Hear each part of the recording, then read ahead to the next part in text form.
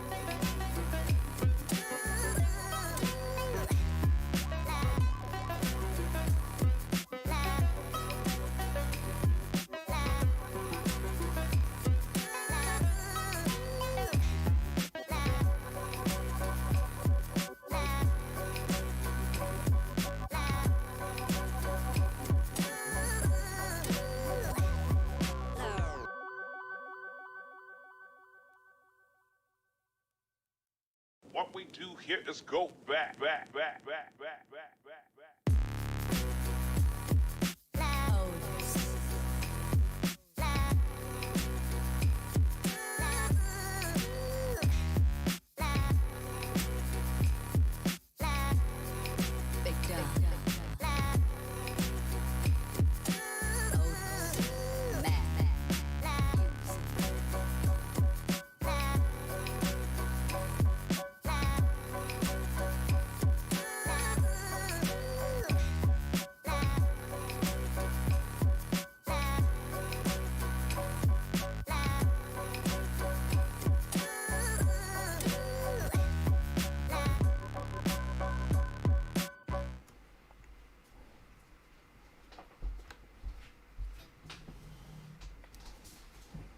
Now that looks like it might be running. Let's have a look. Are we there? Yes, we are. Awesome. Good evening, one and all. Well, good morning, good afternoon, wherever you are in the world at the moment. Today is the 1st of August 2020. Almost over with this dreadful year, which has been an absolute nightmare from pretty much start to finish. Started off in January with a really bad cold or flu, which could or could not have been possibly the human malware virus, and Kath also got knocked down with it as well. And since February, March, April, it's all been pretty much downhill for most of us across the planet. So hopefully tonight we'll have some slightly uplifting news regarding the B550 motherboards, which this is entirely speculation based on my own experiences. I do not know anything for real. I don't have any insider knowledge whatsoever, so this is purely all based on my speculation and what I'm finding in the market at the moment. And hopefully, fingers crossed, it's going to work out pretty much as I can see or envisage. So yeah, we'll get onto that a little bit later. So how you're doing? Hopefully you're all having a pretty good Saturday or Friday night if you're that far behind, whatever. They're on the 2nd. Who's on the 2nd? Ruth. Some people are on the 2nd already. There's some time travelers in the stream. Fantastic. We do like a bit of that. So if you haven't already guessed from the ultra clickbaity title and thumbnail, which to be fair, it is pretty clickbaity, I'll be completely open and honest about that. And obviously at the moment, B550 is super highly anticipated for a lot of people, and is also a very charged subject for a lot. Do you do it? Do you don't? Do you wait? Do you not? Then also throw in the mix of me going and buying an MSI motherboard based on all the other goings on at the moment with MSI, and unless you've been living under a rock of some sort for the last couple of weeks, you'd have known there's a lot of, let's say, issues around MSI at the moment and their various practices for reviewers, etc., marketing, all that kind of guff. If you want to know any more about that, then you can head over to Tech Team GB, who fellow UK YouTuber like myself, who has experienced this firsthand. Also, Steve at Gamers Nexus, also in a similar situation, as a much larger channel, has experienced very similar things. Personally, myself, I haven't had no issues with MSI whatsoever, or any issues I have had have been easily rectified, especially when they've sent review samples. If there's been any issues with them, they've either been exchanged, replaced, or whatever, if they've been damaged in transit, all those kinds of things. So just to get that out there, this video, and any of my videos actually, none of them are sponsored by MSI in any way, shape or form. They do not sponsor the channel. We're not that size of channel, so they wouldn't want to do that. Anyway, let's say hello to some of you in the chat first of all. Let's see how you guys are all doing. And there's quite a few of you already in the stream, so that's really nice to see. So who we got? Ricardo says, hi Mike and Kath, can't be on the stream today. There's a lot of work to do. Ricardo, I feel your pain. This week has been a real ball cruncher. I have been up against it all week long, and today, been at work today, had to work on Saturday, and also then coming home, getting ready for the stream. It's been pretty punchy number, but luckily I've got a few days off now, so we can get some really good content, hopefully, fingers crossed, we get some good content for you guys to enjoy over the next coming days. Got ClickTech Kev, Dave Burns in the house, Paul Bakewell. Oh, I could do with a Bakewell tart now. Yeah, Bakewell tarts are good. Ghost Adder says, who's this Dave Burns fella? No idea, never heard of him. Kath's in the house, obviously. If you've got any messages or any comments or questions, and you can either use the chat function, you can use the super chat, obviously, if you want to, or if you want, just address it to Kath and she will relay your questions to me. Dimitri says, hi from Northampton. Dave Burns says, does Mike have beer tonight? No, unfortunately, today's production is fueled by custard creams and coffee. And for those of you who don't know what custard creams are a biscuit or confectionery item here in the UK. I'm not sure if you have them around the world, I guess you probably do, but you maybe have a different name for them. Basically, it's two biscuits with a custard kind of sugary thing in the middle. They're really good, really addictive, and are part of the reason why I've put on weight recently. Nothing to do with the COVID lockdown, it's purely down to custard creams. Elas E says, B550 price drops, question mark.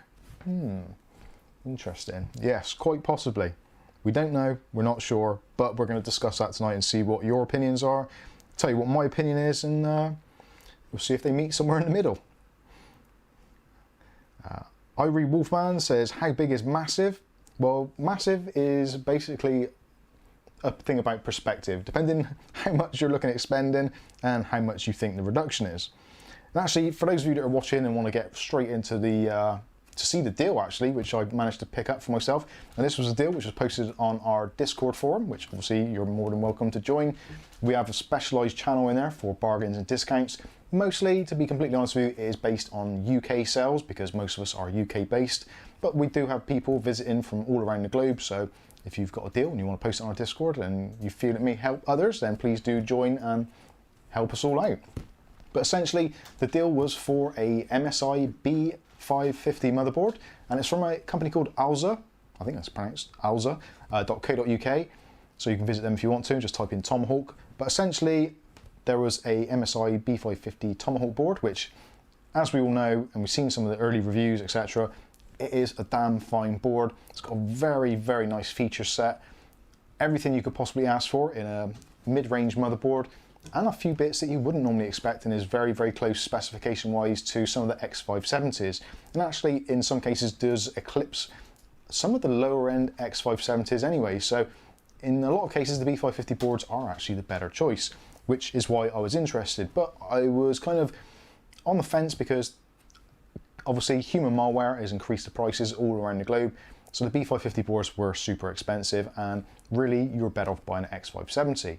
Now, I've always said all along that the B550 range were way overpriced all the way through, from the bottom all the way through to the top, and they need to be reduced. And it seems like Alza maybe have taken the first step, whether they've done it to generate more traffic to their site and to gain other sales, such as graphics cards, memory, processors, all that kind of thing, whether it's something that MSI is going to pass on to other retailers, and other retailers are just still trying to get rid of the stock they've already got at the prices they've already paid. Who knows? Maybe it is MSI trying to do something right by the community and actually trying to save face a little bit after all that's been going on. But there is a massive reduction at the moment. So originally, the MSI B550 Tomahawk board on Alza.co.uk was originally, I think, 195. It dropped down a little bit to about 180.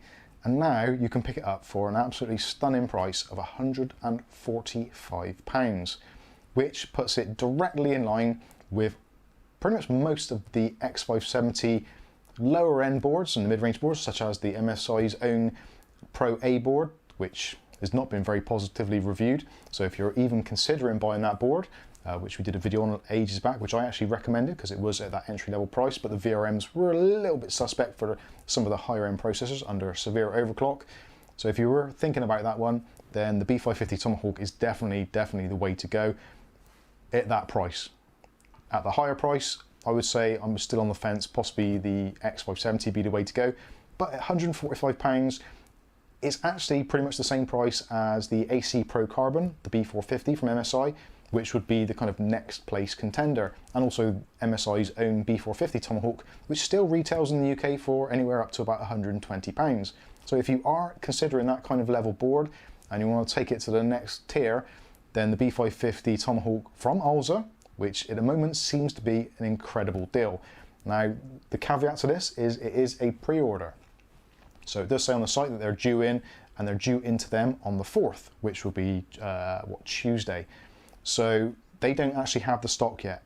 My assumption is, and this is purely an assumption, is that MSI have given them some kind of price break, maybe again, due to what's been going on, maybe not, I don't know, maybe they're just making it as essentially a loss leader. I don't know what the profit margins are on these kinds of devices. I would assume that because margins are relatively tight on a lot of these parts, most retailers, I would imagine would be lucky if they're going to get 20% profit, maybe 30% profit on any of these boards if they're buying direct. I know for a lot of retailers out there really struggling, they're lucky if they make 10% on these kind of lines. So it is very fractional margins. So to be able to reduce the price by what is almost £40 is pretty fantastic. It's basically almost a quarter of the price. So that is a pretty hefty discount. It's something we don't often see unless it's like a clearance item, an open box item, that kind of thing, which being as a B550, it's new, it's unlikely to be any of those things. So they're not trying to clear stock, I would assume. These aren't open box items, I would pretty much guarantee, because they haven't been out long enough to have that many back to be able to send them out as returns or refurbs or whatever. It seems to be the real deal. So I'll give you guys a little chance to head over. There is a link in the description so you can actually look at the alza.co.uk site. Again, I am not an affiliate with Alza. I don't even know if they do any type of affiliation. It's literally a deal that was posted, so I'm just passing that information on. So if you are considering maybe upgrading your rig and you want to get a B550 board, but the pricing has been putting you off, definitely go ahead and take a look. I'm going to have a look at some of your questions and comments in the comment section now and see what your thoughts are. Personally, I couldn't resist it. I was on the fence, and even with the postage, to be honest with you, the postage is a little bit on the high side because they are using DHL here in the United Kingdom. They charged £15 for DHL postage, which to me does seem a little bit on the expensive side, especially when if you took a board yourself and you're posting it to someone, you could quite easily get maybe, I don't know, £7 or £8 postage, maybe even slightly less. So the postage itself does seem a little bit on the high side. Now, for those of you who don't know what's going on, which is probably me most of the time, we just had a super chat come in from Glenn, who's given us £2 UK, and when we get a super chat, Kath has to turn the light off and the RGB goes off. So thank you very much, Glenn, for your donation. All donations gratefully received. And can you say ABOD, we've got it on Amazon, on PayPal? ABOD, we've got it on PayPal, Kath has told me to tell you. I did put it in the comments, but... Okay. Ruth Wick says, I'm joining in. I created a Discord just for this. Thank you very much and welcome. So let's have a look, see what you guys have been saying and who else is in the chat this evening. So we've got Sotengel says 3D. Okay. Sotengel says, Mike, you're out of sync bad. You're okay, I think. I'm okay, am I? Okay. Oh, it's the second evening. Oh, from Bestrick. Ultra Game World says, fine for me. Thank you for saying that. Ben Shield says, not out of sync for me. Awesome. I'll tell you, actually, this week I've managed to pick up some really, really cheap PCs. Now, effectively, you would refer to them, and I personally probably would refer to them as being e-waste. These are old, all-in-one PCs.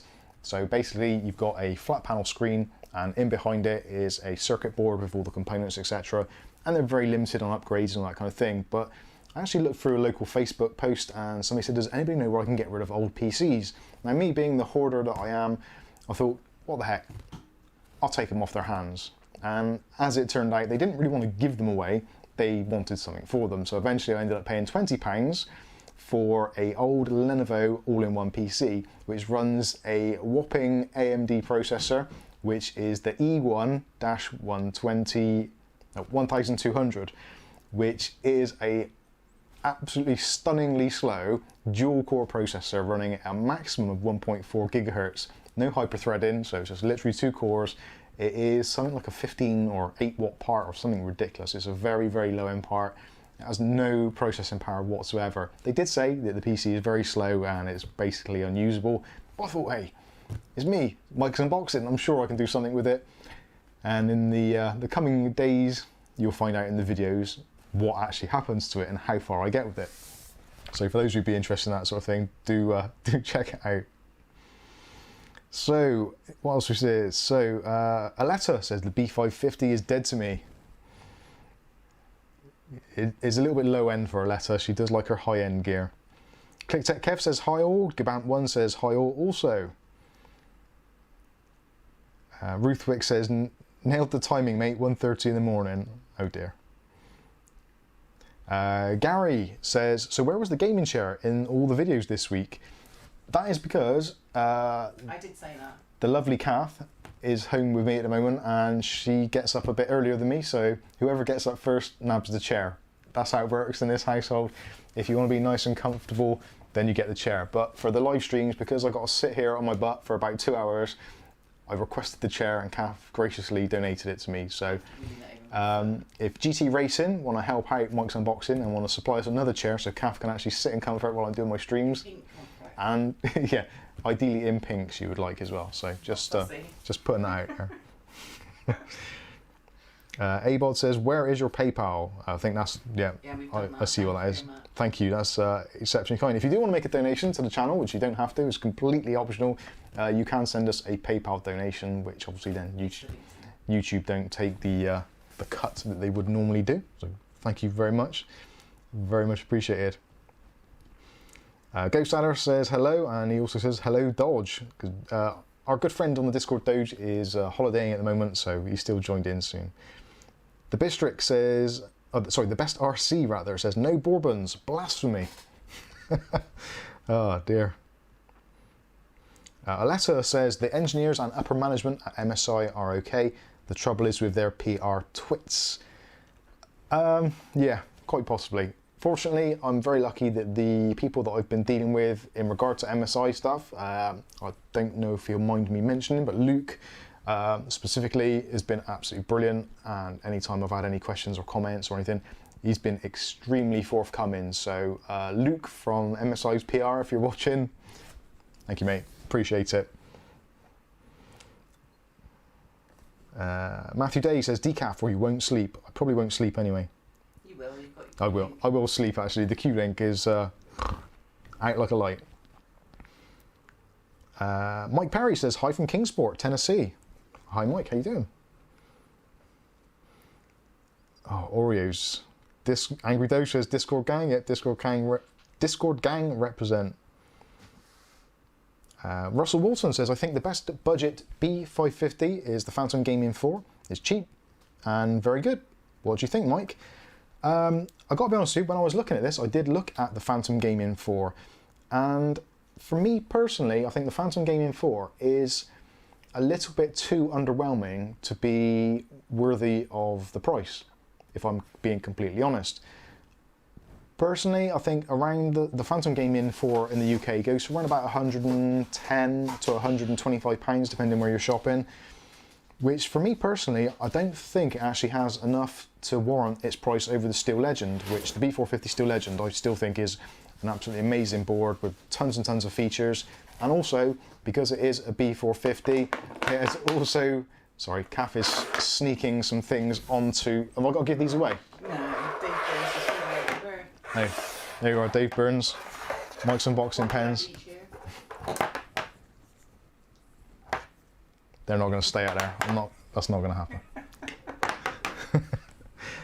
Yeah, the B550 Phantom Gaming, I don't think, especially it's got a weird heatsink on it, like basically just a block of metal over the VRMs, which probably isn't the best idea, especially for those higher end chips. So yeah, like I said, I stand by my recommendations in previous videos for the Steel Legend, and if they stay at the same price, which I think they will do, if they don't drop in line with these potential other drops we might see, I think that still stands. And also again, because the B550 has been out for a while, it's had a few BIOS updates, and it's got to that maturity now in the chipset where it seems to be extremely stable. B550 wise, especially the Phantom Gaming, very new. It's kind of stretching itself a little bit to do what it needs to do, especially with those newer chips. So yeah, I'm unsure. I am tempted to get one just as a comparison to see how it handles certain chips. Certainly will. Actually, that's something we need to discuss as well, so we'll go into that a little bit later. But actually, what the hell, we might as well discuss it now. My opinion on the AM4 chipsets and also processors. Now, at the moment, I don't think anyone would argue with me when I said that the B550, sorry,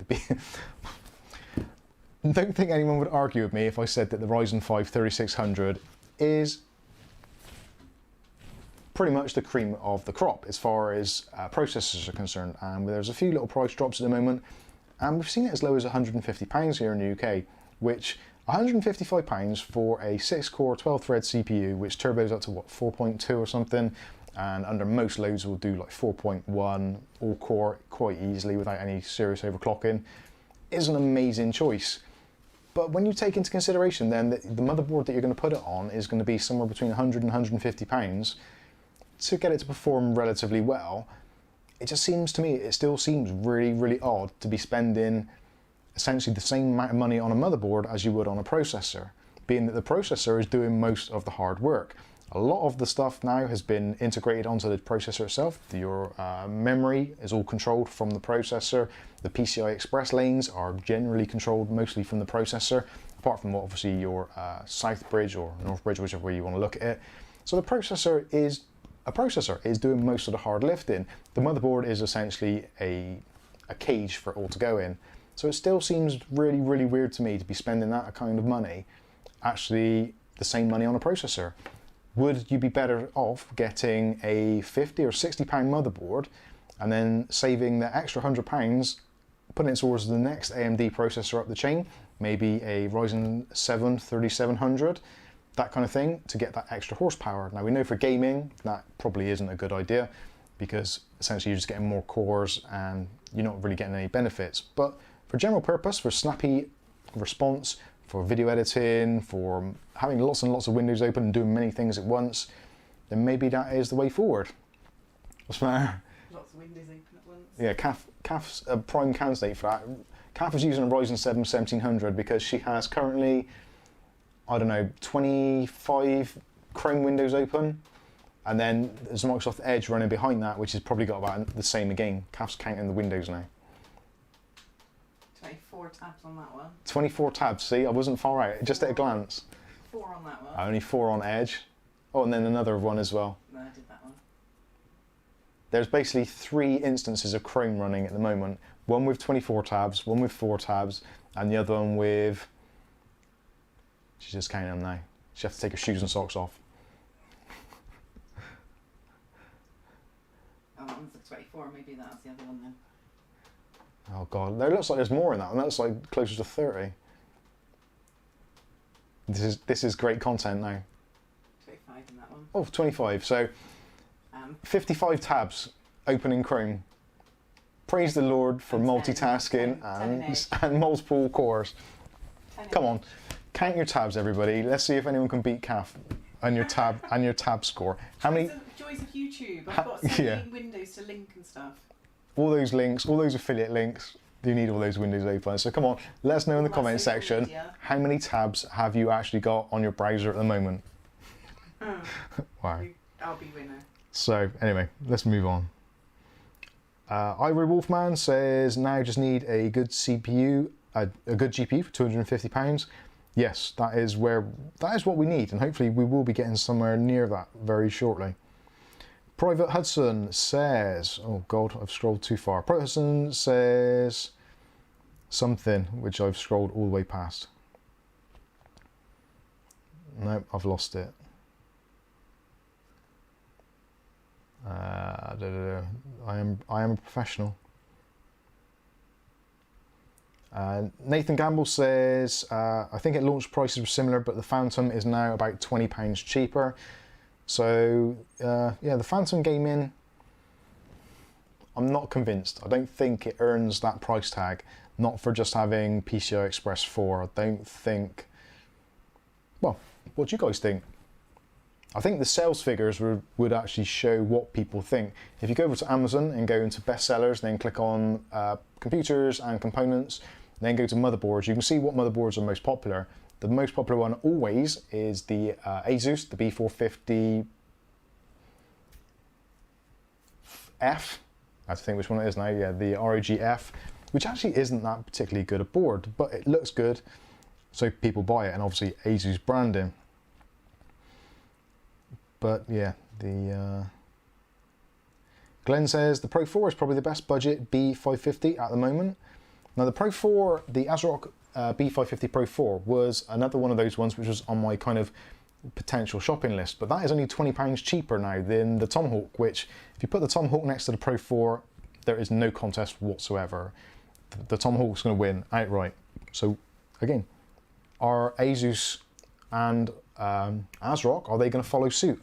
Are they going to reduce some of these prices on some of the other mid-tier B550 boards to make them competitive again? Because personally, I don't think they have been. Like Aletta said earlier, B550 is dead to me. And to be honest with you, until this deal from our Discord, I was in the same boat. I had no real intentions of getting a B550 at this present time because the pricing is just completely insane. But hopefully, if the board actually arrives, hopefully it's going to be a great review, and also it's going to put a lot of the other X570 boards, the B450 boards and the B550 boards, it's going to put them all into a very weird situation where it's going to be actually very difficult to recommend anything other than the B550 Tomahawk at £145 unless there are some serious changes in the rest of the motherboard pricing structure. Private Hudson says, just bought an MSI MPG B550 Gaming Plus for £157 on Amazon, down from £164. So maybe prices are going to start tumbling. It will be very interesting come Monday, Tuesday, if there's any announcements from AMD or from MSI or any of the other players to see what is actually going on. I feel that it needs to change. I genuinely do feel that it needs to change, and hopefully it will do. But again, if any of you want to get on board and join me and try and get a really great board at a really good price, then again, the links are in both the video description, I think. Yes, I put it in the video description, and I think Kath's put it in the links as well. What's that, sorry? Did you put the Alza? Actually, I can probably do it. Actually, no, I can't. Do it. That's way too confusing. Which window? Angry Doe says that processor sounds faster than my Intel Centrino 2. It probably isn't. In fact, actually, going back to my all-in-one PC which I have daftly bought, the processor, when I went into CPU-Z to compare, I went into the very lowest one, which is listed as, I believe it's the Intel Core 2 Duo E8400, and literally when I pressed the benchmark, I think the dual core score was about 100 and the single core was like 49 or something. It is absolutely awful. I think the server's down. Which server's that? That as thing. Oh, looks like the Alza server has got an error, so maybe we've crashed their site. I'll put the link Oops. in anyway. But... And ClickTech Kev's throwing in £2 into the kitty, says disco time. Thank you very much. Yeah, private. Thank you, Kev. Yeah, it looks like the... Actually, have I still got the page here? Right, okay, I've got the page here. So let me see if I can do screen sharing on this. So hopefully you can all see this now on the screen. Yep, that's come up. So there we go. You can see the link there. This is a cached page. I haven't refreshed the page, so this is what I had up earlier. So as you can see, at the moment it says there's 85 customers viewing this item. So yeah, maybe we've a lot of people said it's not working. maybe we've crashed the site. So just for those of you that can't see it currently, this is it. So just so you know, it's not BS, and I'm not making it up just to get views, which actually that's not a bad idea. Maybe we should do that next week. But anyway, MSI B550 Tomahawk. And you've got the specs there, so AMD B550, 4x DDR4 up to 4866 megahertz overclock, which is fantastic, which means I'll be able to drag out my V-color RAM, which was rated, I think, up to about 5,000 megahertz. So, yeah, we'll see what happens with that and see what overclocks we can get. Hopefully, Kath's got her hand up, so that means I have a question. Random. Crackmatic wants to know, are you Jimmy Carr's relation in any way? No, I am not Jimmy Carr's relation in any way. Sorry, that was me trying to do Jimmy Carr's laugh. I do apologise. Anyway, so PCI Express 16x4. We've got 6 SATA 3s. We've got 2 M.2s. We've got a display port. We've got an HDMI. We've got USB Type-C 3.2 Gen 2. So that means we've got front-mounted. Actually, I can get a picture of the board there, can't I? I can't put that link in because it's too long. So on the board itself, we've got our Type-C connector there, which hopefully you can just about see. Type-C, sorry, my bad. So we've got a nice bit of RGB, addressable RGB around the Tomahawk South Bridge cooler there. We've got a cooler actually on the M.2 bridge, or M.2 PCI Express 4 slot there. There doesn't seem to be one on the bottom section, which would have been nice to see, but again, not the end of the world. Massive heatsink over the VRMs and the FETs there, so that's really nice, and on the top as well also. Quite often you get some boards which have got a cooler here, but not at the top, so it's nice to see we've got both there. And it's actually quite a nice layout board. It's relatively neutral, so it should fit in with pretty much any colour scheme. Got plenty of headers on the top here for fans, and also you've got quite a few down the bottom. It's a really nice looking board, and again, for £145, you can certainly do a lot worse. This is a really nice looking board in my opinion. Looking at some different angles, we've got the built-in I/O shield on the back, which you'd expect. We've got dual LAN as well, so we've got gigabit LAN, and we've also got 2.5 gigabit LAN also. Yeah, I suppose that is 2.5 gigabit. You've also got things like the flashback button on the back there, and also you have got loads of I/O, loads of USBs, got a keyboard port should you want to, but you got some really nice stuff in there. I would have liked to have seen the rear connections for the audio to be, actually let's get a better picture of it there. So on the back panel, that's a much better picture actually. So you've got your keyboard, mouse, you've got your USB, you've got your flashback USB there, and your flashback button. You've also got your display port if you're using an APU. Now this board is going to be really good for those new 4000 series APUs if you're wanting to build a nice kind of cheap gaming system with a bit of gaming potential and also some upgrade potential. 2.5G LAN, 1G LAN, super speed ports there. You've got 3.2 ports there. Your Type-C on the back as well. This is the bit that bothers me. It shouldn't do because it's fully functional and you've got a lot going on there. So you've got your speed if out, you've got your rear speaker, center speaker, line out, line in, mic in, etc. I would really prefer these to be the traditional color-coded versions. I don't know whether you agree in the chat. I prefer to see them color-coded. So the pinky color for the mic in, your green for the line out, blue for the line in. Center speaker would be what, orange, and rear speaker out is like, I don't know, some sort of grey or something. So I don't like that. I genuinely don't like that. I know it's a stupid thing to say, but for me personally, I do dislike it. So there's the board again. Absolutely fantastic looking board. That is a sexy looking board. It really is. So anyway, hopefully you've seen enough of it now and get an idea of what it's all about. Let's go back to the G7. Are we back? I can't see. Yes, we are. Also, Bit fuzzy, yeah. I'm a bit fuzzy. It was. No, I just looked like that. That's me. And now I've lost the chat window again. Where are we? Okay, so let's see what you guys have been saying about that now. Private Hudson says poor USB on the back though. 5 ports or 6 including. It is a little bit limited on ports on the back. That is, yeah, that is a bit of a downside. I don't know about you. Generally, if I'm using USBs, I probably have keyboard, mouse, maybe a headset, maybe a capture card. And that's probably about it. So 4 for me is the absolute minimum. Having a Type-C on there as well is helpful, but not particularly useful. At least at the moment anyway. Letter says, personally I have a postcode on my motherboard. That would have been a nice thing to see on the Tomahawk, would be to see those postcodes. You do have the digi readout thing, so you've got the LEDs to tell you the posts. So not really a postcode, but you do get LEDs or D-LED, or what do they call them, debug LEDs, which are actually really useful. And quite often, especially in our Discord when we get problem solving, mostly it seems at the moment the Asus X570 tough boards, loads and loads of people having problems with them. Touch wood, since my initial issues with that, my board has been super rock solid. I haven't updated the BIOS, I'm still on an older BIOS from 2019, so maybe I need to update it, but it does seem pretty solid, so maybe I won't.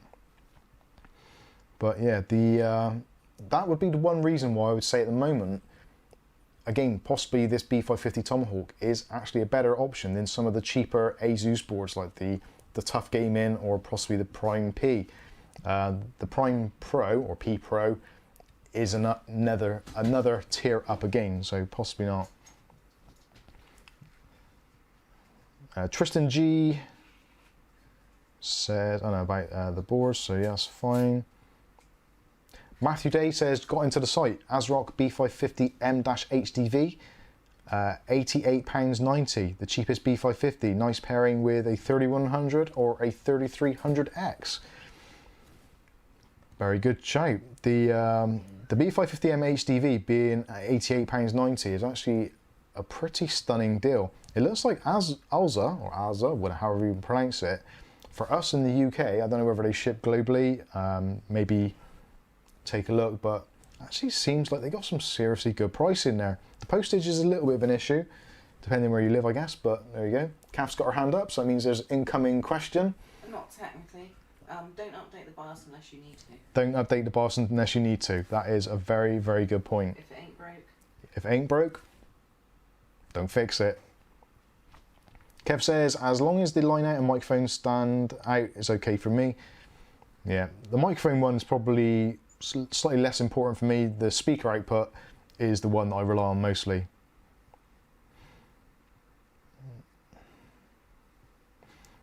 Nathan Gamble's counteracted Matthew Day's comment, saying that HDV has a garbage VRM with no heatsink. It could just about handle a Ryzen 3, but you won't get any overclocking or upgrade options. There we go, good point. Pro Hudson says no good for VR mic. Possibly. Yeah. Everyone's saying, yeah, if the BIOS ain't broke, don't fix it. Definitely. Ultra Game World says, why spend £145 on a motherboard unless you're going to buy the 3700X or better CPU?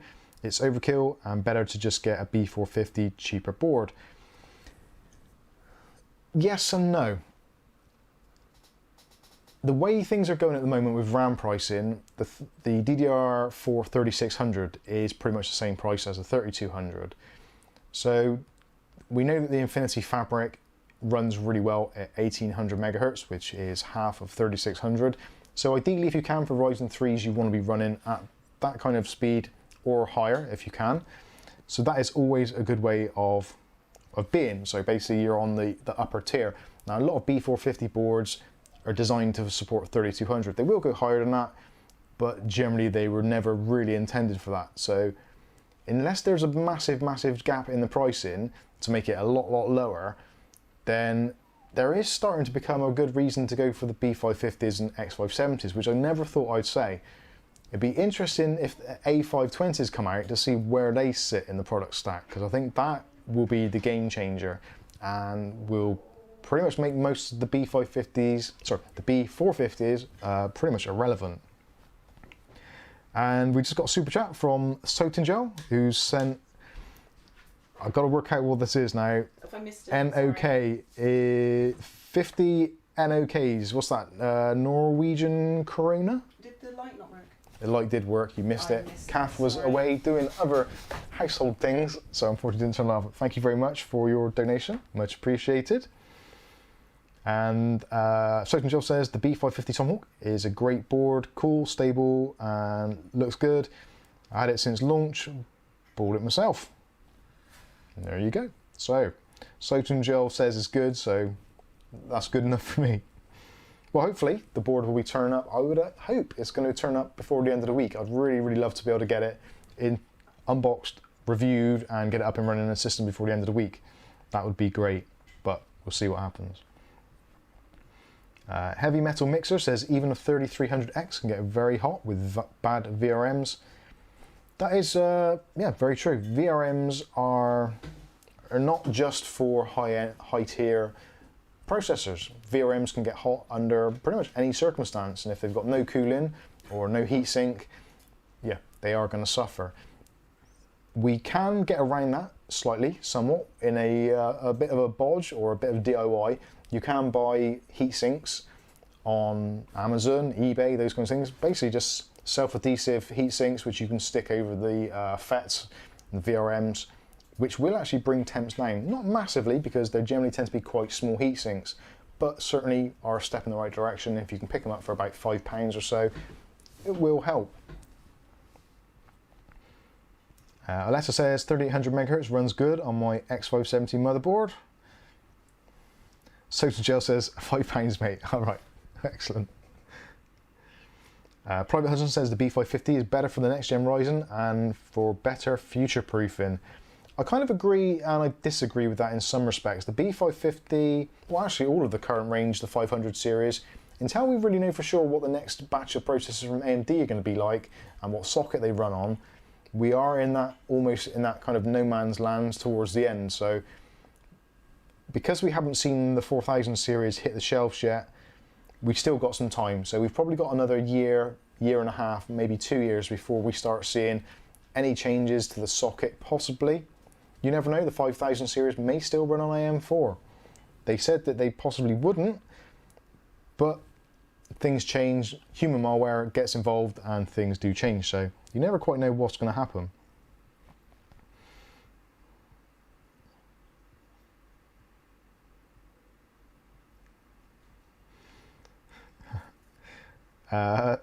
Arthur Daniel says, "G'day Mike, don't know about custard creams, but you can get Campbell soups in South Korea, Japan, etc, etc. Campbell soups. That's a blast from the past. Are they still condensed?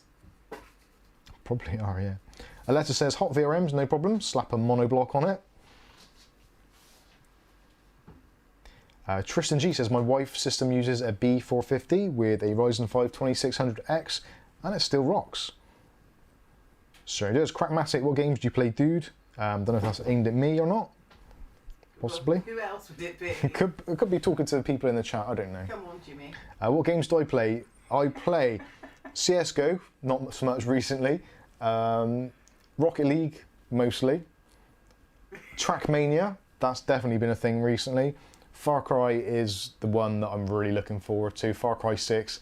I cannot wait for Far Cry 6 to hit the shelves.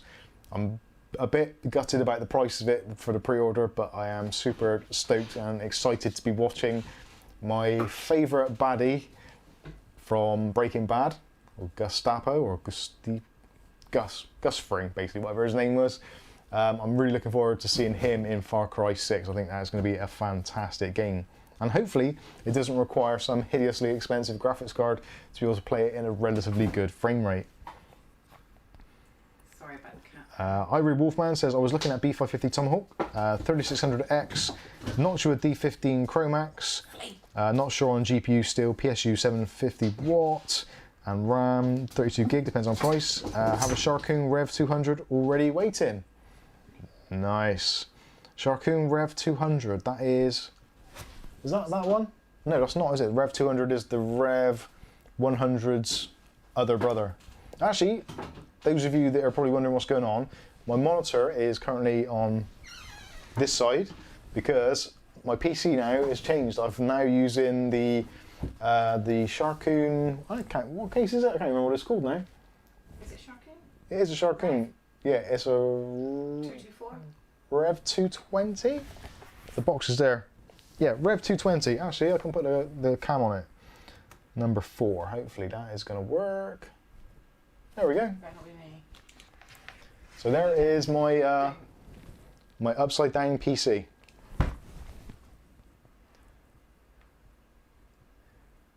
Which oh no, gone the wrong way. Better not have done me. There we go. Isn't that a bizarre looking PC? So it's mounted 90 degrees rotation. And unfortunately, I don't know why, but the 2 fans on the back with that CPU cooler like that just reminds me of balls in a dick. I know I probably shouldn't say that. And I think Sharkoon will be very pleased with me for saying that. But it does. Remember when you were a kid and you were at school and you used to draw balls in a dick on a school desk? That is exactly what you'd have drawn. Sorry. So essentially the CPU is 90 degrees, so yeah, the airflow in it is a really strange concoction. Matthew Day says, cannot unsee now. Buntu Dread says, Rev 220, I want one. Take the bloody sticker off, Mike. I can't take the sticker off yet because I've not done the review. So it's still in its kind of pre-review. I'm doing some bench testing, etc., etc. But I've got it in the Gigabyte Orange at the moment because obviously Gigabyte graphics card in there, etc. That's going to reflect like crazy. I do apologise. Don't get me in it. Oh, I'll give up. I'll give up on that. I'll give up on that, I think. There we go. Yeah. So yeah, it's an interesting looking case. It's actually very, very quiet, like extremely quiet. But it has got a solid front, which I didn't show you in that, but you'll see that in the you'll see that in the review video. But it's pretty decent.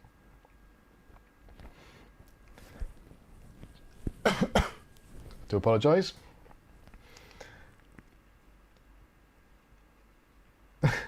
Captain Meets Adventures, does the new PC come with splurge motion?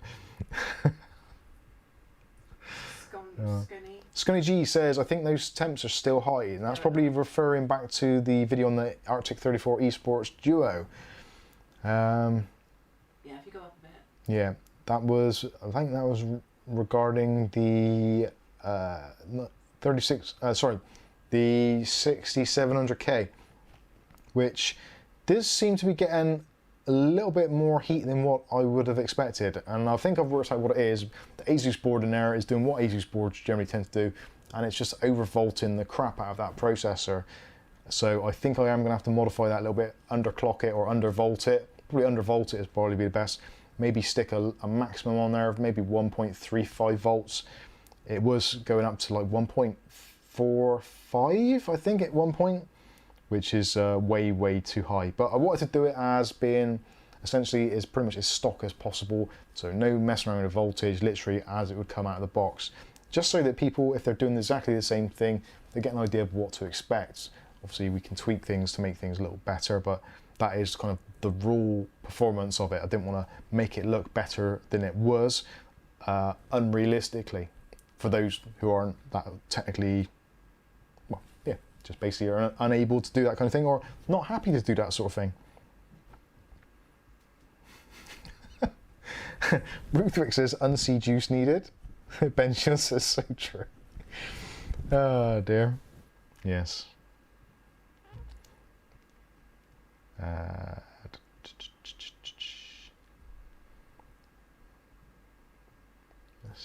see. Where are we? Where are we? Ivory Wolfman says, how would you rate the Sharkoon fans?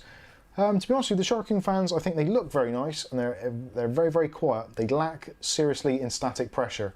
They are not statically optimized at all. They prefer to be in a free air environment, so any restrictions really do hamper the performance on them, which is a really, really sad thing to see, because especially in a case such as this, the Rev 220, where you've got that solid front, even though you've got a good inch and a half on the front of gap and also a lot of airflow, it is still limiting the airflow slightly. Now, I have done some testing in this under full load with the fans in their default configurations. Front panel on, front panel off, filter on, because there's actually a filter behind that front panel as well to even further restrict things. And actually the results are going to be quite interesting for a lot of you, I think. It's not as bad as you'd expect with the filters and the front panel on. It did obviously improve with no restrictions whatsoever, but not to the extent that I was expecting personally. So it'll be quite an interesting review when we do that, which will probably be Monday or Tuesday, I guess now. The Best RC says, why not get the B550 Tomahawk Max? Oh, go on. Yeah. Is that for Digital Zdara? I don't know. I'm losing track of what's going on now. Ruthwick says, but why would you mount the motherboard like that? To be honest with you, it's one of those things that have been one of Sharkoon's kind of, and also Silverstone to some extent as well. It's been one of their kind of, their thing. So they quite often, they'll mount a motherboard either 90 degrees off or 180 degrees off, just to try and separate themselves from the market a little bit. I did speak to Silverstone about this previously when they sent me a few cases for review. I think it was the RL08. And I said to them, like, why are you doing this? Your case is amazing case, but why not just have it normal inside the motherboard in there? Like, there's no point. It should be up the right way. But they're saying, well, no, we don't want to be like everybody else. We want to be a bit different, regardless if it suits the mainstream or not. They just want to be different because there's so many other cases that do the same thing. So, yeah. Is B550 Aurora Elite Still worth it? B550 Aurora Elite is still worth it. Well, that is what I'm using in there. That is a B550 Aurora Elite in there. It's actually a really good board, and VRM wise, it's a slight notch up from some of the other mid-range B550 boards. If I was going to buy a processor, an older processor, maybe the 2600, a 3600, I guess, would probably be where I'd feel comfortable with. Anything around that sort of era, the board is absolutely great. For 8 cores or more, you might want to look a bit higher up the chain, if I'm completely honest. It's not necessary, but just to give you that little bit of flexibility, a little bit of wiggle room and a bit of temperature room, it's still worth doing. But having said that, would you like to see me do this in a review? Would you like me to see running maybe a 3900X on a B550 board and then running exactly the same tests on an A320, for instance? Although I don't think they work, they might do. Or B450, a lower end B450 board.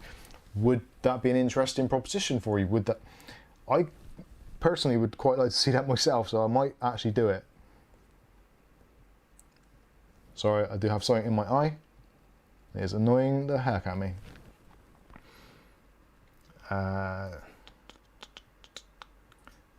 Where Arthur Daniel says, sounds like a bit of a cock up to me, Mike.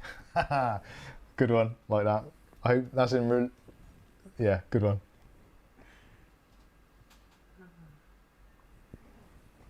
Why did I read that? That's because I called Dave Byrne Soap and Gel. Oh, did you? Oh dear. Kath's calling people by the wrong names in the chat, so I do apologise for that. His message was about. She is a noob. Yeah. Too many windows open. There's too many windows open.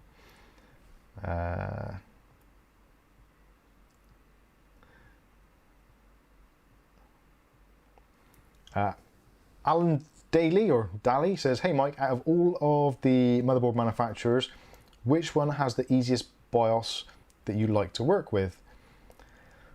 Ooh, I would say probably ASRock. which may or may not be a popular choice. MSI BIOS is quite nice, although sometimes a little bit frustrating when you're trying to get to save and exit when you can't remember the key for it, and you're looking on the menu and it's like, well, where is it? And then you have to press another button to get to it. But I think for all-round ease of use and flexibility, yeah, I think ASRock do actually a really good job. Also, most ASRock boards, although not so much lately, but most of the ASRock boards will let you configure the RGB in the BIOS. So if you've got running a Linux system or some non-standard, non-Windows setup, you can go into it and actually configure the RGB in the BIOS, which is a nice touch. Ultra S is not over keen on that. So says FCK, we know what that's short for. ASRock, my board don't have PBO. You should have precision boost overclock if your processor supports it, and also if you're not using an A320.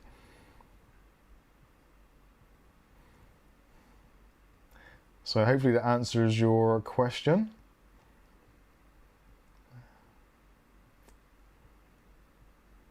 I think that is it. B450, yeah, you should have, if you've got B450, you should have precision boost overclock. It may be called something else though. Maybe join us on our Discord later and we'll see if we can find the answer for you. Ryzen 5 2600.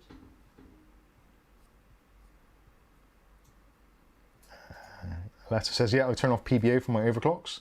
Sometimes actually not having a PBO is a better way, so you can manually just change your settings to maximum frequency that you think the processor is likely to handle and leave it like that. Alan says, thank you. Kath's put a link in for the Discord if you want to join us on the Discord. That probably confuses because it says you put it in. Yeah, it does confuse, yeah. Never mind. So I think that pretty much wraps up the Tomahawk chat. So if you, well actually, let's see if I can refresh the page. Is it still working? Or is it down now? Yeah, it's still... Wow, that has jumped up. It did say 100, it said 85 people looking. It now says there's 132 customers viewing this item.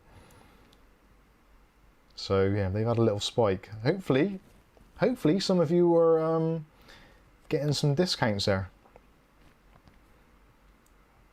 And actually, I just noticed actually on their site, so if you are considering it and you may be a bit concerned that it's not actually in stock and you want to know when it's available, you can actually set a reminder. If you go onto the site, so it's alza.co.uk, MSI/MAG-B550, etc, etc, links in the description. There is a section where you can click on watch availability, and then you can put a tick box in there to say that you want to be informed when the goods are available, or actually you can set a price trigger as well. So when the price is lower than, and you can put in a custom price if you want to, just stick your email address in and hopefully they won't spam the crap out of you, but they'll let you know when the goods are actually in stock. So maybe worth bearing in mind if you're not keen on waiting, you want to know when it's actually in stock and available. Junior Thomas asks, any idea of what's up with PSU supply and prices? What is up with PSU supply and prices? Now that is something I get asked quite a lot. And also in my other job where I work in the motor industry, it goes down to what is going on, the human malware. And well, potentially it could be a political issue because of the import tariffs which have been levied on China. But essentially a lot of raw materials, components, capacitors, all those kinds of things generally tend to come from Chinese manufacturer. Even if they're sold or assembled in the United States, a lot of components do come from China still. So with the lockdown, the knock-on effect of factories being closed, etc., delayed shipping, all that kind of stuff, tariff duties. So a lot of these products and raw materials are coming across really, really slowly. So obviously, in turn, it creates supply and demand. So you get a reduction in supply, so you get a greater demand. So naturally, prices will start to go up a little bit. there we go. Quickly stop there for a super chat. So the British Noob has come in with £10. Thank you very much to the British Noob. And British Noob says, "Evening, Mike. It's Erin's first night round." Oh, bless. No, but this is Stephen Sweet. Young love. And we're wearing our Mike's Unboxing t-shirt and unfortunately watching you enjoying some Mike's Unboxings and chill. Unfortunately watching you. Thanks very much. And Erin, nice to see you, or at least hear from you. And take good care of my boy. He's a good lad. Although he does say some stupid stuff at times, but he is a good lad.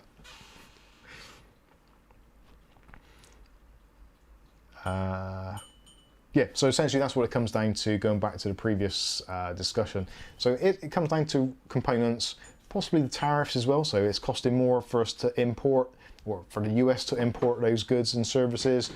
So obviously that price gets knocked on through the supply chain, through the system, and ultimately gets to the customer, gets to you guys at the very end of it. So you've got a compounded thing. So you've got possibly the tariffs, which has increased prices slightly anyway. You've got reduced availability, you've got increased demand, and you've got COVID as well at the same time. So all of these things have come at the really wrong time and created this kind of perfect storm to make PC prices and component prices absolutely mad. Now, some of the things which come from slightly different areas or are manufactured in bulk elsewhere, things such as memory, most of the manufacturer plants, as far as I'm aware, are outside of China for a considerable amount of those RAM chips. So that is why we're seeing a glut of RAM on the market. Prices have been dropping massively recently. We're seeing 32 gigs of DDR4 now, 3600, in and around the £100 mark here in the UK, £105, £110, which we're getting down to that magical price of the kind of around like £25 to £30 for 8 gigs, which is absolutely brilliant.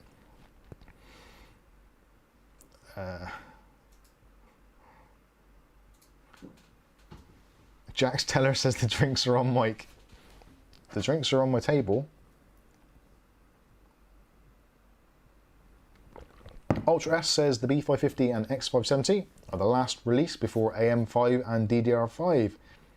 Yeah, AM5 and DDR5. Well, that is what we've been told. We did see previously that the AM3 processors, the early ones, were actually backwards compatible with the AM2 socket or the AM2 Plus socket.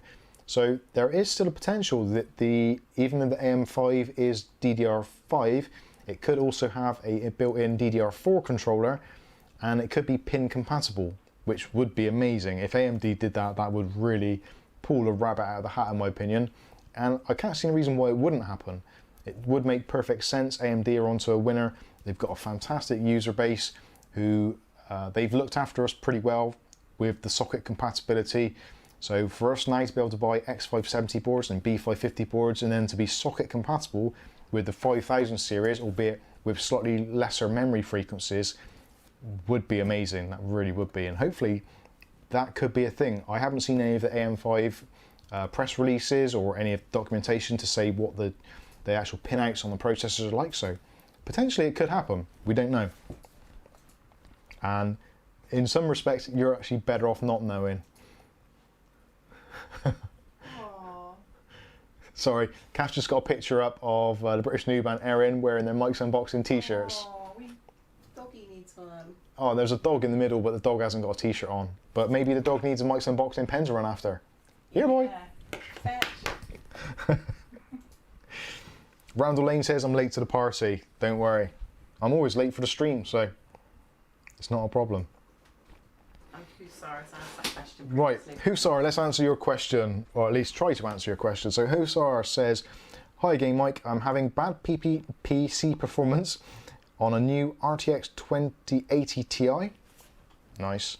i7 7820X, 6-core 12-thread CPU. PSU is a Superflower 1300 watt SSD drive, Samsung 1TB, 32 gigs, XMP. And he's written a bit more down. Well, you shouldn't really have problems with that. That does sound like a really, really good system. Have you read his next one too, Dan? No, I haven't read the next one down. Oh, and I play only on 1080p low details and having from 80 to 135 FPS in COD Warzone. People with much worse PC having 150 FPS on ultra details.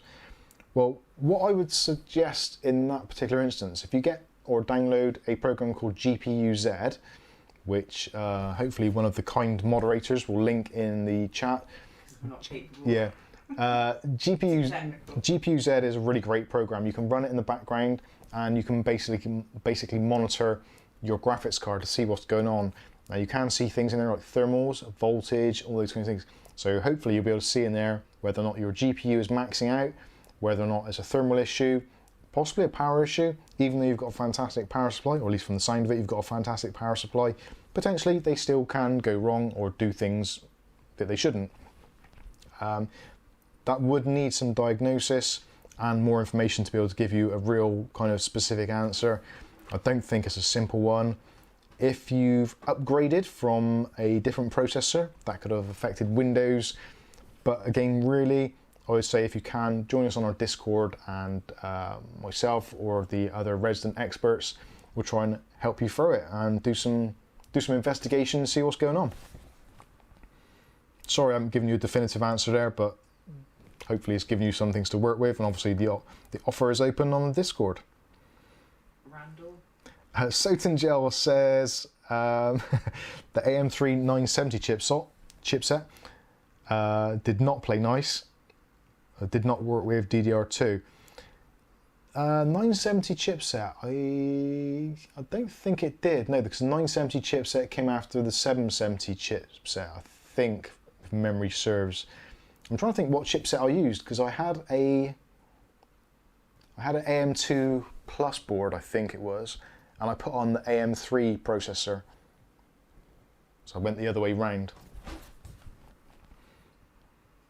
Randall Lane above. Randall says, what would be the best air cooler for the Ryzen 7 3700X on an X570 Tomahawk? Depends really on what space you've got. You guys know me pretty well by now. I do like to go cheap and cheerful if I can. So ultimately, the first ones that spring to mind would be the Gamax 400, V1 or V2, Cooler Master Evo 212, the Arctic Freezer either 34CO or the eSports, or even just the single fan version is absolutely fine with that. The 3700X, from what I remember, is still a 65 watt part rather than being a 95 watt part. So you haven't got a huge amount of thermal mass to cool there. So you should be fine with that.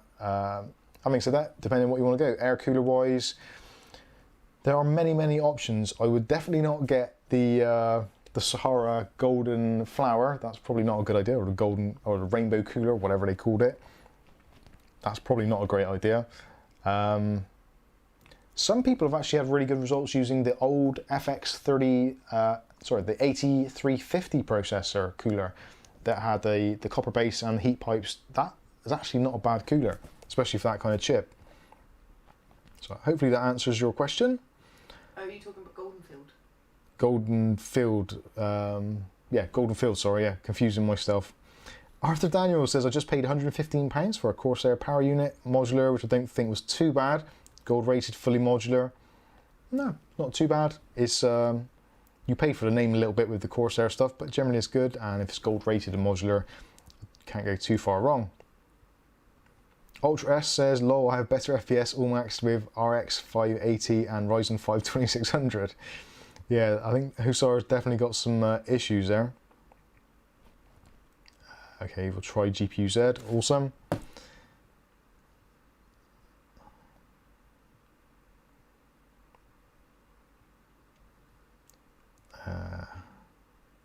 Arthur Daniel says, I got a delivery recently and the guy left it on the pavement outside on the front door. Oh my god, got a text to say it had been delivered. Yeah, what the heck. We had that with a graphics card, didn't we? It never turned up. Yeah. Yeah, we actually had a graphics card delivered. I was supposed to have a 5700 XT, but that went walkabout.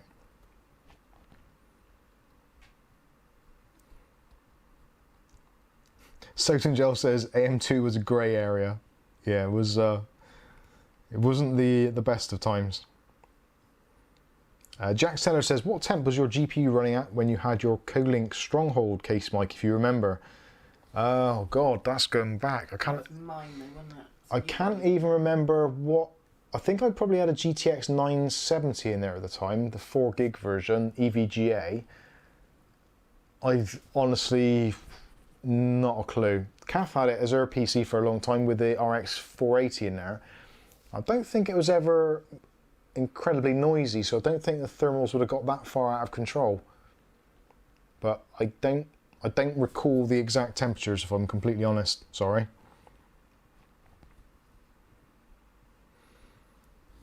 Okay, so oh, this week's videos. I should really ask you lot, seeing as you are the viewers and you're the people that basically put food on the table at Mike's Unboxing. What did you think of the videos this week? You started off with the Ace PC, the T11. What an absolute crock of shit that was. I cannot even... I can feel my heart rate going up. Hang on, I'm going to have to rub my Q-Link a little bit. I'm better now.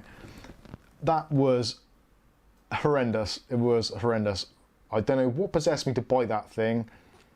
I knew in the back of my mind that it was going to be a turd, and I was not disappointed. It was rolled in glitter, packaged out lovely, but deep down when you get through the glitter, it was just a turd. Not a nice thing. So that's gone back, and actually funny enough, a lot of you in the comments said pretty much the same thing. And actually a few people said, oh no, it's fine, it runs YouTube videos fine, mine's absolutely great, 1080p. So I said to those people, go into YouTube and actually look at your settings and see if it's automatically defaulted down to a lower resolution. And from the ones that I've heard back from, they all said the same thing. Yes, it was running 720p, or one of them said it was running 480p, which yeah, is shocking. So if they're selling a PC which is rated for 4K video playback and struggles at 1080 or barely successfully plays 720, there's something seriously wrong. So that amount of RAM, 4 gigs of RAM, is not enough for Windows 10, and the processor just didn't have the kahunas. It was lacking kahunas. That's what I should have said in the review. This PC lacks kahunas. Gary, and it did. Video. Gary says, I love that video. Yeah, it was quite enjoyable. Did you love the video, or did you like you Yeah, riled? yeah, Gary, did you like the video, or did you just like me getting pissed off? I was quite pissed off. I spent hours on that thing trying to get it to run satisfactorily, and I was Done better on that. I was genuinely pissed off by the end of it. And I don't think we'll be getting Ace PC as a sponsor or any kind of calibration, any kind of regular collaboration on at all. I think that's it. I'm done with them now. I think those bridges have firmly been burned. Gary says, I like that you were pissed. Well, Gary, I've got some good news. That there's another video coming up which I am genuinely pissed at.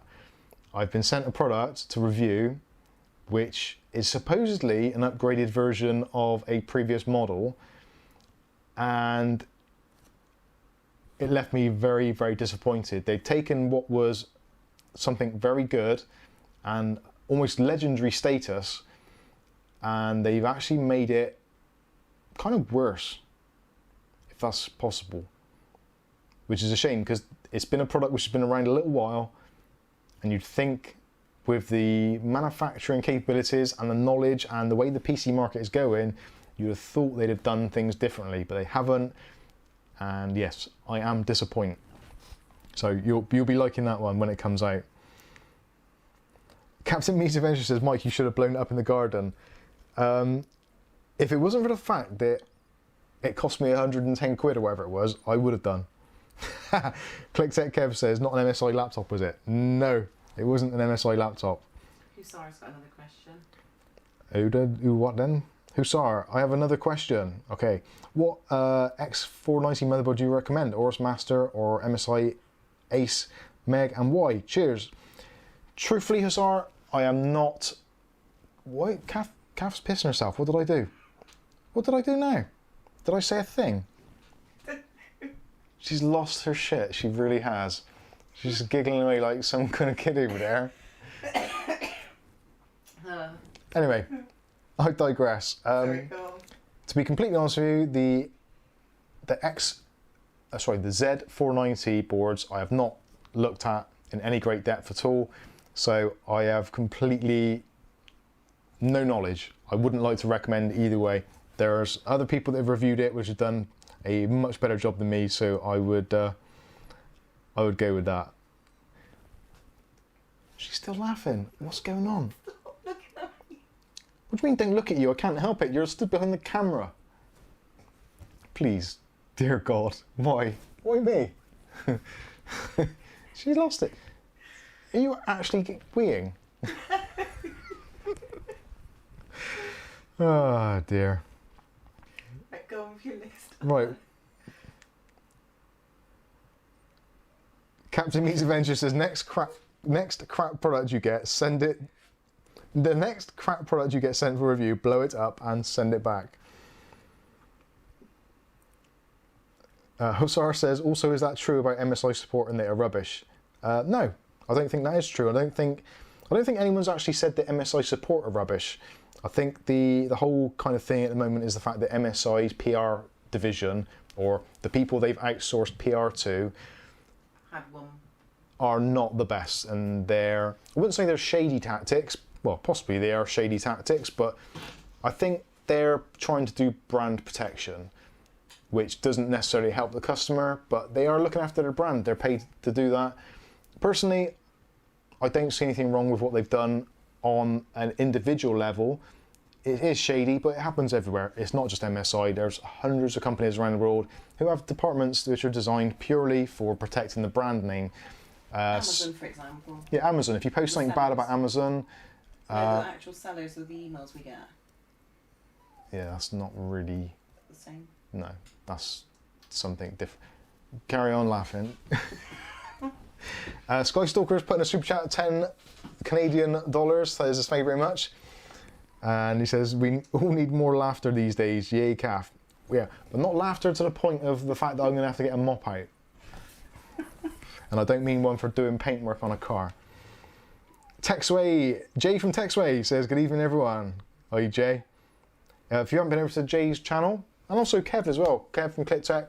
If you haven't visited their channel, spread some love to the UK YouTubers, because we don't get a lot of love on YouTube, so please help us out. And Dave Aiken as well, throwing in another £2 into the kitty. Quick drop by during a barbecue. Barbecue, I'm starving. Literally today I am surviving on coffee and custard creams. Has David broken that? David, you've broken the bloody thing. Thank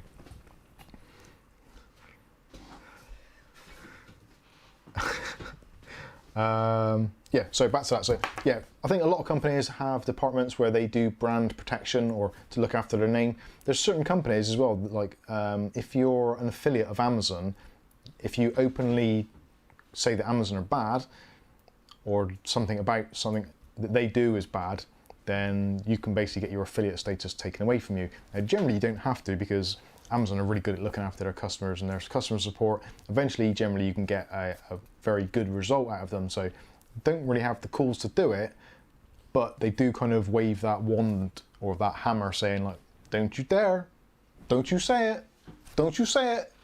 If you say it online, we'll have you. And that is what a lot of companies do. Microsoft as well. If you publish anything about Microsoft, they generally they'll get a legal team onto you and say, can you please remove this, or can you please reword it? So MSI are not on their own on this. No,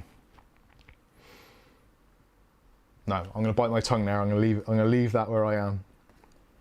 I don't want to cause more problems. What's the best budget motherboard to pair the R53600? The Assyrian, have I said that right? Assyrian Savage. Hey, what is the best budget motherboard to pair with the Ryzen 5 3600? Best is a very, very open and broad term. Essentially, the R5 3600 will work with pretty much anything on the market. So A320s will run it quite happily. I have seen that done, and I've done it myself. Depends what you want to do and what you're looking to get out of it. Essentially, I would say if you're looking for a mid-range board and you don't really want to spend too much money, then I think most of our Discord crew that are in the chat tonight and would quite happily agree with me that the ASRock, the B550 Pro 4, maybe even the Steel Legend, those generally tend to be our go-to boards. If we're doing a build or we're designing a build, going on to PC Part Picker, that kind of thing, 9 times out of 10, if we're picking out a board, it'll be the ASRock B550 Pro 4. It just ticks a lot of boxes and gives you a lot of performance for the money. Randall said he used B550 Tomahawk Max. Looked awesome.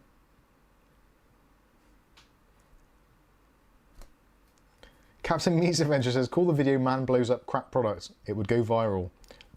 No, they would just put me underneath Mr. Beast. Although I wouldn't be giving away loads of money.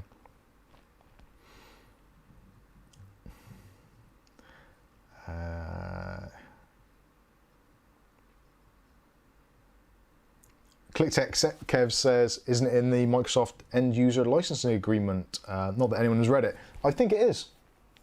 I think it is. Most likely it is.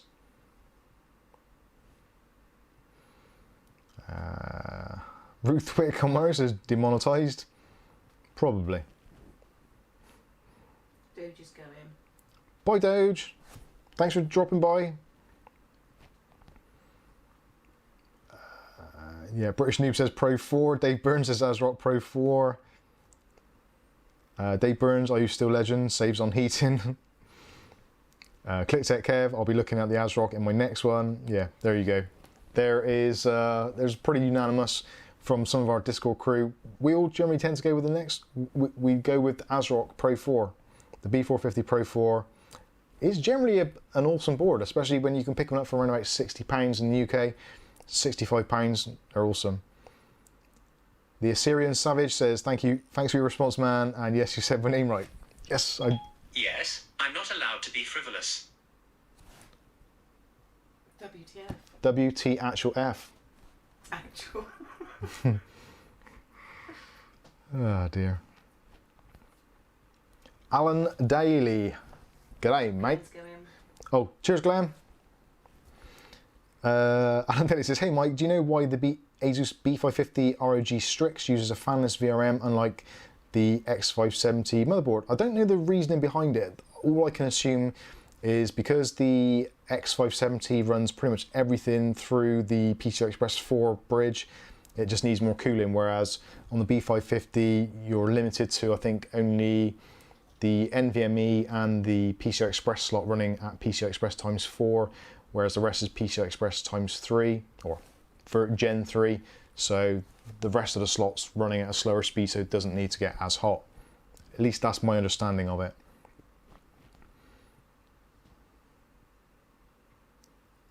Captain Me's Adventures, I'm not sure if he's baiting me or not, but he says, what does Mr. Beast do, Mike? Basically, he gives away money. Which, wait for the demonetization, YouTube stipulate that you're not allowed to influence viewers by making them click on the subscribe button to win prizes, or you're not allowed to buy viewers. So, Mr. Beast, who gives away many, many thousands of pounds every video, I've never heard of it. yeah, that's exactly what he does. And if you get subscribed, you potentially could win some of that money. So, yeah. Nice on YouTube for your terms and conditions. They work pretty well. David Burns. Oh no, David Burns just says that we just had another X570 issue on the Discord. Oh God. Asus tough boards driving us all slightly crazy, one Discord at a time. Glenn says, I'm out for now. Enjoy the stream, folks. Smash that like button. That sounds like a great idea. You should definitely think about doing that. Oh, yeah, Dave says it's X570 tough, by the way. Ruthwick says, DOS gang represent no end user licensing SH1T.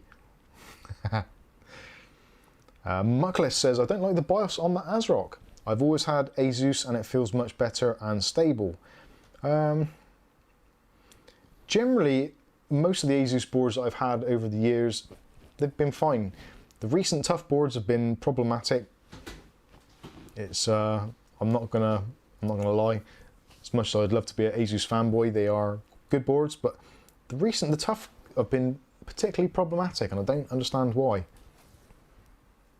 But personally, yeah, I like the ASRock BIOS. I find it very minimalist and does the job, but each to their own. That is why the PC community is so good, and there's so much going on, because we all like something a little bit different, and they try and cater for other people. This Syrian Savage says, I still use a Ryzen 3 3200G and an RX 580, both stock. When do you think I should upgrade? I think you should upgrade when it no longer does what you want it to do. That is the simple, honest truth.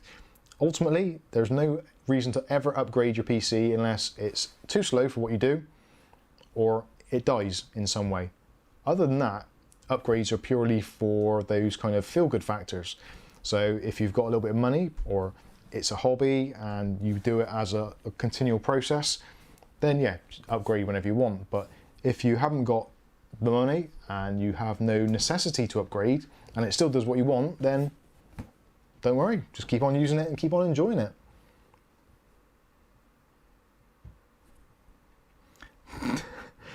Dave Burton says, I tried smashing the like button. Short version of the story, you now owe me a new monitor. Sorry, Dave.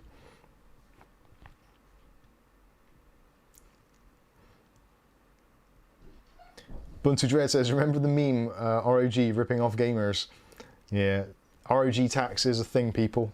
Believe it.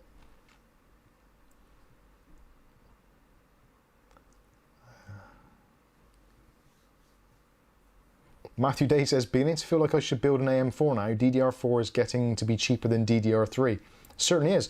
Funny, you should mention it. I actually tried to get some DDR3 SODIMMs, 4 gig SODIMMs or 8 gig SODIMMs for the all-in-one PC, and 4 gigs SODIMM realistically run about somewhere between £15 in the UK, maybe £20 depending on the brand, which for 4 gigs is actually considerably dearer than DDR4, which is a little bit scary.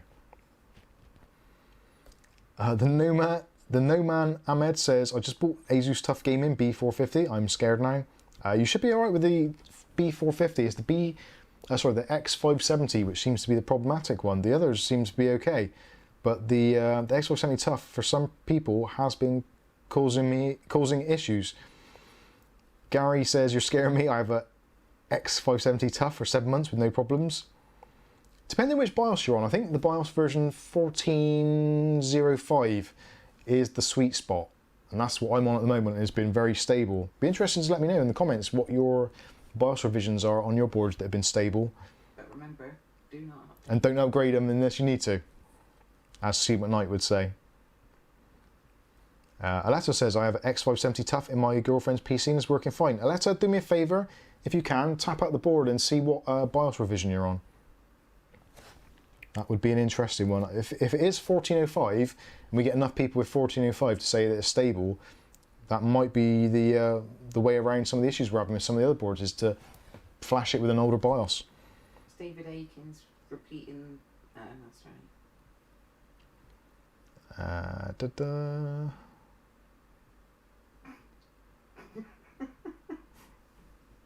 They're on a Dave on David. What's that? Dave Burns says, basically all purchased within the last 4 to 6 weeks. Yes. It does seem to be around newer boards, to be fair, but it hasn't gone on for a little while. Ruthwick says, that's the reason why I'm on my Core 2 Duo.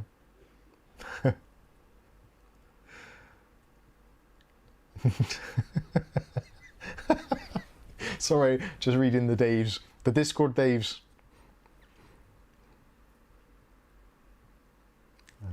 Alan Daly, above the Daves. Alan Daly, oh, hey Mike, can you comment on the BIOS flashback on the B550 MB in general, either software controlled or on the IO? Use both minutes. I haven't had a B550 board yet to comment on it, so it'd be difficult for me to say one way or the other. It is a possibility on quite a lot of the boards, especially the mid-range B550s. They're like the mid of the mid-range, so it'd be interesting to see what happens. I will be trying that out when I get my board, hopefully, fingers crossed. Even though I don't need to do the BIOS updates, I will do them anyway just to see what the process is like and to obviously show you all how it's done. And also to hopefully learn from my mistakes. And to annoy C. McKnight. Yeah. Matthew Day says 4 gig stick is £8 at CEX. Is that SODIMMs or is that the normal desktop RAM? I need SODIMMs for mine, unfortunately, but if it is, I'll jump on CEX later. Alza says the tough BIOS version is 1407. Okay, so that's different from mine. So that is interesting to see what is going on there. Captain Meets Adventures, any thoughts on Chromebooks? No, but that is actually a very, very good idea. I may actually try Chromium OS on the all-in-one PC if it'll take it. I think it probably will. I'm not keen on doing it. Yes, it is sodium. But I will do it. Yes, SODIMM. Cool, I'll take that on. Ruthwick says, what's the laptop you're on right now? This is the Asus A515-43RL, I think. FNS Skating says, damn, the cases where I live are like 200 instead of 89. RIP. Junior Thomas says, my tough BIOS version is 12012, running fine. Skystalker says, lol, at least you get a video out of that system that won't sell. Yeah. Okay. Oh, sorry, going back to the videos we did. So, also we did customizing notifications, which was a bit of a crappy filler video. I do apologise, but there you go. I thought it was interesting at the time. I discovered it and I was excited, so I made the video. I do apologise for those of you that have been bored to the back teeth, or actually knew it for years anyway, but it was new to me, so I was excited. We did install the Freezer 34 on an Intel 6700K, which was my first dabblings in Intel in a long time. Blame Noob and not Erin. Which I blame Noob and Erin for. Not Erin, really. Why did I go down that Intel rabbit hole? Anyway, we move on from that. And then the next video was obviously with the Ion's KZ08 case, which was the kind of pretty much the same as the KZ10, which I preferred the look of it. I genuinely did. And then we had the follow-up to that, which was the first player gaming. The first player gaming DKD4. What did you guys think of that? Guys and girls, obviously.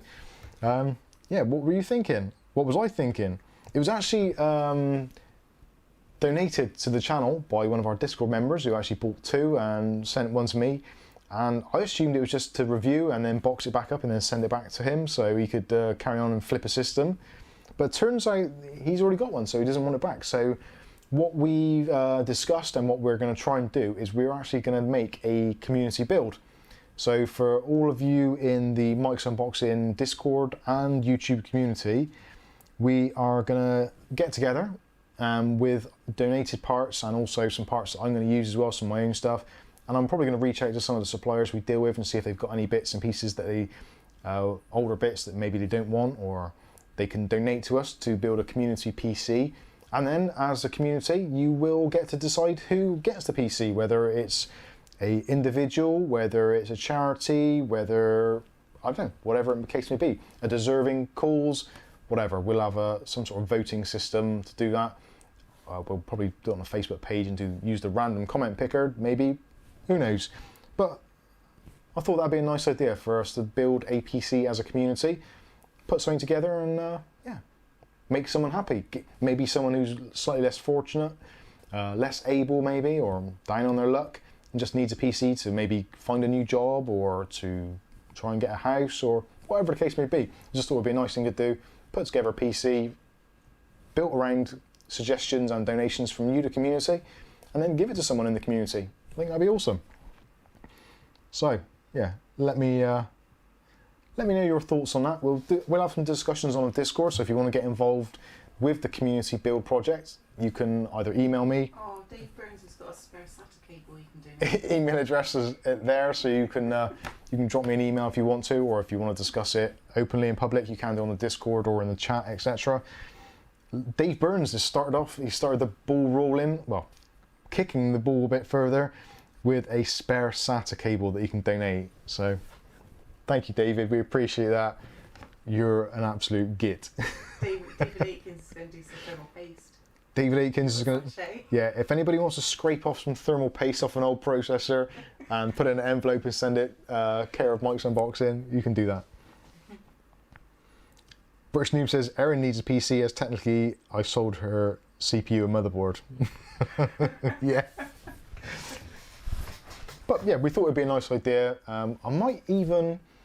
I do know somebody who does, well, I know a couple of people who do graphics, but I actually know someone who prints graphics. So I might reach out to them and maybe, in that case, maybe put some graphics on there, Mike's Unboxing logos, just to show off the community a little bit.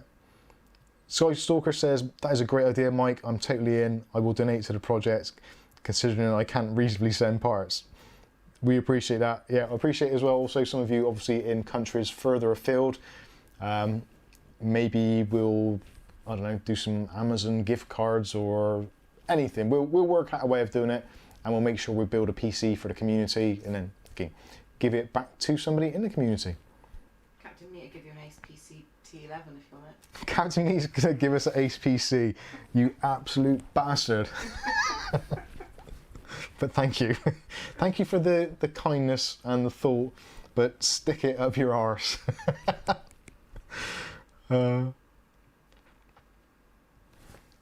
British Noob says, I can't donate any items because I don't have any, but I would be willing to buy a new item, boot SSD or something. That's really kind of you. Dave Burns got a GT 410. Ultimately, we don't have to do a ultra fast cutting edge system. We can do, maybe even do a couple of systems, do a slightly older system, just an internet browsing machine. So even though you may think that the components you've got are absolute rubbish and you can't make anything out of them, well, we can. Firstly, I can make some content out of it, so you can see me struggling to get Windows running on these older machines, and also we can work out something. But we'll get something going. David Aikens, that's okay. I can eat as much dust as I want. ClickTechEv says, just PM'd you on Discord, Mike. Thank you, mate. Dave Burns, I have a spare GT 410. Oh, sorry, I said that. Ruthwick has a thumb screw. Can I send it to you if you pay for the shipping? I'm good. I think. Oh, sorry, I put a CD on there. I don't know where that even came from. Thumb screw, yeah, we've got some thumb screws. We're good on that, so I'll pass on the thumb screws at the moment. Dave Burns says, to be honest, I do have a few spare HDDs. I have a few spare HDDs. David Aiken says, I might have a few old bits I can donate. Comes with free dust. Dust. I can eat as much as I like. Yeah, you can eat as much of that as you like. It's good for diets. Sky Stalker says, helping people is always a great project. It is, it is. Arthur Daniel says, was it with the Chromebook not being able to easily print photos? Oh, I don't know. Alan Daly says, hey Mike, can you use M.2 SSD 4.0 as a boot drive?